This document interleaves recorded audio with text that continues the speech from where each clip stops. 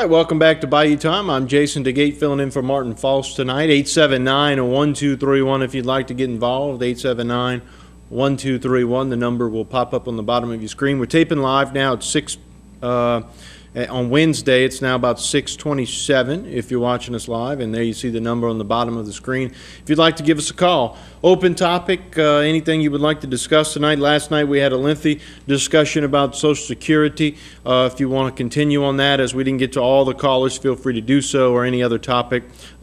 It's open, and at about 7 o'clock we'll bring on Lafourche Parish District Attorney Cam Morvant. So with that, let's go on to the callers. Hello, welcome to Bayou Time. Thank you for calling. Hello. Hey, Jason. Yes. How you doing? Doing all right. Thank you for calling. Let me ask you a question. Yes, sir.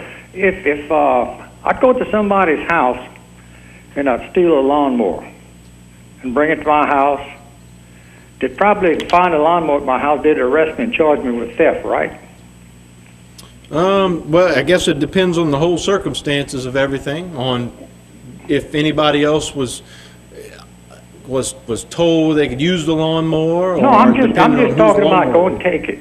You just go to somebody else's house that you don't know and you take their lawnmower? Yeah. Well, I mean, that set of limited facts. I guess if you go to some stranger's house and take their lawnmower, then it could be theft. Well, what I'm getting at is that deal with the Terrebonne Parish deputy, you know. He takes the lawnmower from the motor pool, and the lady takes inventory, find the ATV, and they go to his house, and the ATV is there. But then the district attorney says no crime has been committed. How can that be? Well, again, I guess it goes down to the facts of the issue, and I don't know the whole facts of that particular case, but I can see where it's somewhat distinguishable from the example that you just gave me, where you just go to some stranger's house and take a lawnmower. Well, I mean, the guy wasn't a stranger, but he certainly knew the ATV was at the motor pool, and he'd take it without asking anybody. So, I mean, that should be some kind of crime is committed. Well, I mean, it raises a question as to whether a crime was committed. There's no question about it. But again, you have to take into the whole facts and totality of the circumstances, and that is something that I'm not privy to. But I can understand your concern. It's concerning when going back to after Rita and Katrina, this teacher at Fletcher College was videotaping trailer after trailer after trailer of FEMA stuff, and that's federal property. And he was arrested, I presume, and whatever became of that case. I mean, that's major stuff. I'm concerned with our DA. Okay. Well, you're entitled to that opinion and that concern. Well, thank you for the call. All right. All right. You're welcome. Hello, welcome to Bayou Time. Hey, Jace. Hi. Jace, I might have missed it, but excuse me. Your last guest, is he a Republican or a Democrat, Mr. Allen? I didn't ask him that question, so I don't know the answer to it.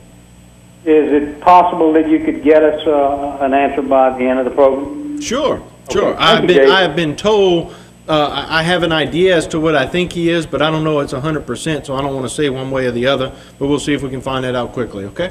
Thank you very much. All right, you're welcome. All right, I've just been told he is a Republican, and he's been a Republican for a very long time. So I hope that answers your question. All right, with that, 879-1231, if you'd like to give us a call, 879-1231, open topic tonight. We've discussed several issues, yesterday with Social Security and things of that sort. We've also had several callers calling tonight. If you want to talk about any topic, feel free to do so, 879-1231. Hello, welcome to Bayou Time. Oh, hey, Jason. Thanks for taking my call. Listen, Sure. I am really excited to hear about the 5 new laws that Governor Jindal signed into effect. A lot of people just don't keep up with this stuff, but his 2011 legislative package helps crack down on the sex offenders, locating the missing children, protects the disabled and the elderly, and it also expands on the human trafficking statutes. A lot of people think that Louisiana doesn't have that kind of problem. Also, he's kind of toughened up on the social networking websites that the sex offenders have been using, and he enhances the penalty for sexually abusing a person with a physical mental disability or over the age of 65. I just wanted to share that with you in the event that you weren't up to it. Sometimes we look at the governor and we look at all that political stuff he gets involved in, and we wonder, when is he going to do anything to help the people that really need the help, and he did today. So I just wanted to share that in the event that nobody else knew about it. They can go read it in the newspaper or go to his website and read up on it. Yeah, you could go to the legislative website as well. That's legis.state.la.us, and you can look at some of the bills that have been passed, and they'll have some summations of different bills. But getting to the one of the laws you were talking about, there was actually a bill to try to move the sex offender statute from somebody who is, let's say, 65 or older, then it would be an enhanced penalty down to 60, but that failed, so it's still going to remain at 65. Thank you for the call. Thank you. Bye-bye. All right. Hello, welcome to Bayou Time. You're on the air live. Hey, you hear me? Yeah, sure. Okay, good. I was listening to them earlier on the national news about the Social Security. Mm-hmm. Well, they have, my phone just fell. They said that Social Security should not be touched because it's a separate a separate part of the government. Okay. And they have the money in Social Security for the checks. But what the Democrats are doing, they're using this as a scare tactic for these older people. Now, this is totally ridiculous. I agree. I kind of, we mentioned that a little bit last night, and one of the last callers was wondering how we could have a program and say that the president was saying this stuff, and I told the gentleman, I said, that's because that's what he said. There was no guarantee that the checks would go out, and the question that I was posing to everyone is just what you said. Is this being used as a political pawn, so to speak, to try to scare people into saying, hey, Mr. Republican, if you don't do what I want with this deficit issue, then it's your fault that people aren't going to get their checks. Well, that's exactly what it is. It's pure scare tactics. That's been used by the Democrats for years against the Republicans. You see, the Democratic Party stays in power by giving to everybody. All these social programs and everything. Social Security was on very firm grounds back in the 60s, but when they got into their power grid, I should say, in the 60s, when they started all these welfare programs, give the money away, give the money. They took the money out of Social Security and they transferred it into all these social programs, saying, we are going to pay it back. Now, this is not social, that was wrong to begin with. Okay. But now they can't pay it back. But they do have enough money to cover the checks for the next, I think it's 6 or 7 years, even if they wouldn't get a dime in. Because face it right now, if they do not do something about this spending, you think senior citizens are bad off. Now, wait till this country won't have a dime to pay them in the future. Because they just came on that there are less younger people being born. The senior citizens is going to be a major part of this population in the United States. They will not have enough people paying into it if they don't do something about it now. And this business about doing something with Medicare, the Republicans originally said they will not touch no senior citizen at this time. If you're 55 years or older, you will get your usual payments. They will not interfere with your recovery of your funds.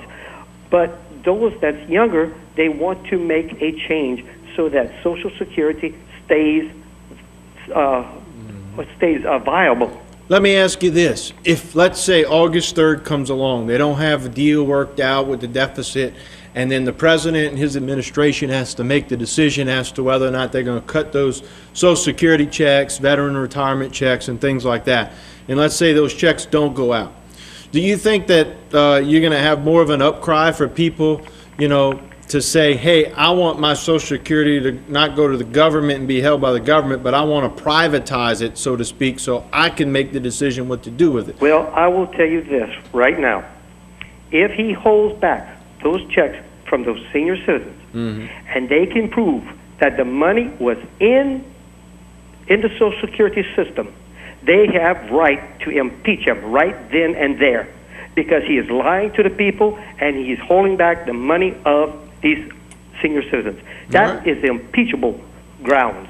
Well, and just so I can be fair with everybody, you know, those who are in favor of what the president said. Now, all he said was there's no guarantee that it's going to go out. He didn't say it's not going to go out, but he said there's no guarantee that they will be paid. So that's got a lot of people kind of nervous at this point in time, and rightfully so.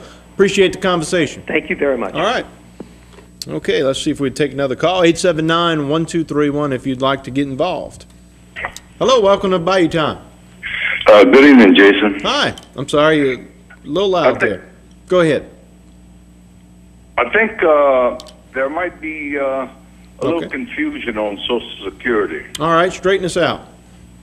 Well, the best people to listen to is Timothy Geithner and Ben Bernanke at the Fed and at the Treasury. Okay. It's not like Social and what are they saying? Well, it's not like Social Security money is sitting around in dollars and it's liquid. This is all invested in bond money. Mm-hmm. And Moody's is reporting today that they're reviewing the federal bond issuance of this country. This is not President Obama's guarantee. This is a guarantee from the Federal Treasury, the Federal Trade Commission, and the financial institutions in this country. They are the guarantors of the bond market. Well, no, I understand that, but what he said was there's no guarantee that we're going to be able to write those checks because there's simply not there simply may not be enough money in the coffers to pay those checks, is what he said. Well, when you say there's no money in the coffers, that's what he said. What you're talking about is money that is invested, that is tied up.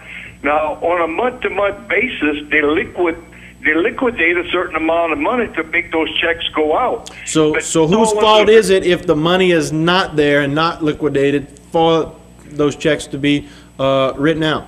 Well, it's not that the money won't be liquidated. The question is what will take priority in order to run the government? In other words, the decision comes down to what gets cut first. Or right. That's why when the president says, look, the whole country can go to hell in a handbasket, we could be in World War III tomorrow. There's no guarantee that we're even going to see tomorrow. I think that's the point that he's making. But I think that people need to understand that Social Security money is not laying around somewhere in a room in the form of cash, and it's tied up in investments, and the guarantors are the people who decide what the priority of what's going to be paid in this country. Okay. I want to just mention one other thing, sure. Jason, to kind of update what's taking place in Libya. Congress failed to pass a message, a measure under the War Powers Act to have the war in Libya. According to the president, it was limited in scope, no troops on the ground.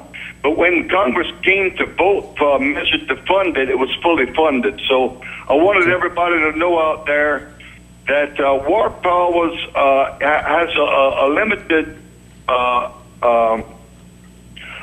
amount of power according to the limited scope of any war or conflict, and apparently it's been recognized by Congress that it is limited in scope, as I mentioned, and it was fully funded. And you have a good evening, Jason. Thank you for the call. All right.